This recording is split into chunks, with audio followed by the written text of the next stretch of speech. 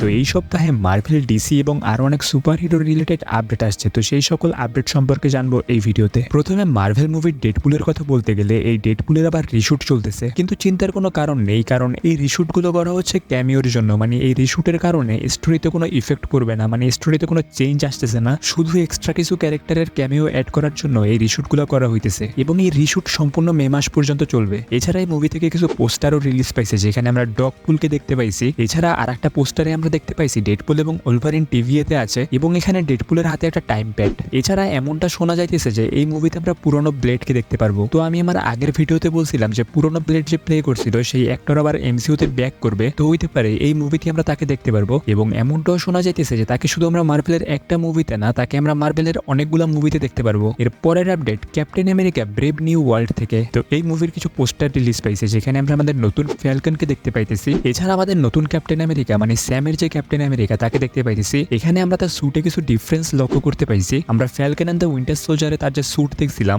এই স্যুটটা সেই স্যুট থেকে একদমই আলাদা। এছাড়া একটা পোস্টারে আমরা রেড হাল্কের লুকও দেখতে পাইছি, কিন্তু সেই পোস্টারটা বেশি ক্লিয়ার না, কিন্তু আমরা সকলেই জানি যে আমরা এই মুভিতে রেড হাল্ককে দেখতে পারবো। তাছাড়া আমরা এই মুভিতে অ্যাডমেন্টিয়াম দেখতে পারবো, যেটা মার্ভেলে অনেক শক্তিশালী একটা ধাতু। এরপরে এমনটা শোনা যাচ্ছে যে মার্ভেল এখন থেকে প্রতি বছর 2টা করে শো এবং 2 থেকে 3টা মুভি রিলিজ করবে। এটা কনফার্ম করছে বব আইগার, কারণ মার্ভেল এর আগে অনেকগুলো মুভি একসাথে রিলিজ করতো এবং একই বছরে অনেকগুলো শো রিলিজ করার কারণে মার্ভেল অনেকগুলো ফ্লপ মুভি দিতেছিল, কারণ তাদের মুভি এবং শোতে তেমন বেশি কোয়ালিটি ছিল না, সেটা ভিএফএক্স এর দিক দিয়ে হোক বা স্টোরির দিক দিয়ে হোক। এই জন্য মার্ভেল স্টুডিও এখন প্ল্যান করছে প্রতি বছর কম মুভি এবং টিভি শো রিলিজ করার। এর ফলে তারা ভিএফএক্স এও অনেক টাইম দিতে পারবে এবং স্টোরিও অনেক ভালোভাবে লিখতে পারবে। এর পরের আপডেট থরকে নিয়ে। তো ক্রিস হেমসওয়ার্থ যে থরের রোল প্লে করে, সে মার্ভেল ফ্যানদের কাছে ক্ষমা চাইছে এবং সে এটা বলছে যে সে এখনো নিজেকে মাফ করতে পারে নাই থর লাভ এন্ড থান্ডার মুভির জন্য। এখন এখানে তার কোনো দোষ নাই, দোষ হলো টাইকা ওয়াইটিটির, যে মুভিতে জোকস অ্যাড করতে করতে পুরো মুভির স্টোরি লিখতেই ভুলে গেছিল এবং সেই মুভিকে একটা প্যারোডি মুভি বানায় ফেলছিল, যেখানে তারা